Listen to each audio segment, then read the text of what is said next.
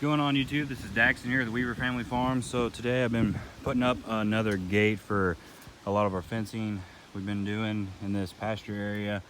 And I just want to make a short little video of like one of these tube gates, what I'm doing to make it to where the goats can't get out near as easy.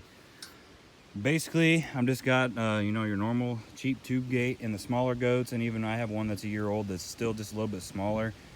And it's so surprising, but she can reach up. She was going through this one, now she's a little bit taller, and she can actually squeeze through this, and they're boar goats. So she's always giving me a problem, and especially when you get smaller goats, they want to squeeze through this. Now I still got to go through and fix all this old fence back here. But basically what I'm doing is I'm using some of this mesh here. I don't even remember how much it is. I bought it years ago, but I want to say like $10, and there's probably 50 foot of it or something. It's actually like coated wire. There's really tiny wire inside of the plastic.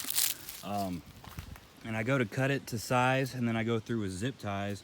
You could use wire if you wanted to, or you can even, wire instead of zip ties. But zip ties are so much easier, and they pull tight and everything a lot quicker. And I think they'll last probably just as long. Unless the sun really hits them for years and years, they'll probably start disintegrating. But these are a little bit bigger, stronger, heavy-duty zip ties than your really cheap ones. But I go through all along the entire outside, and then I go through and put one on each middle. And not only is this, you know, I mean, if a goat really wanted to and just ram the heck out of this, they could probably get through it. But so far what I've noticed is them, you know, they walk up to it and they see that there, and they don't even want to mess with it. You know, they see it's in the way. It's kind of a mental thing, I guess. But yeah, using zip ties, and I got my little latch here, and what I also do is cut out just a little bit of the squares, so when I go through with my chain and put it through, I'm not getting it all tangled, you know, trying to shove it through like that.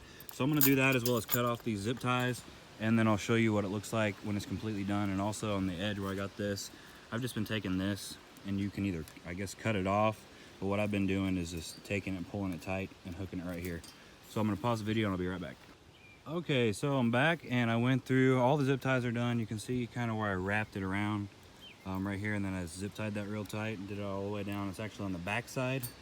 It's pretty tight on there. Of course, you can add as many zip ties as you can. As like I said, you can also you could use just normal wire like this on there. However, you know, when you're by yourself, especially, this stuff's really easy to work with, easy to cut. You can kind of stretch it pretty well by hand.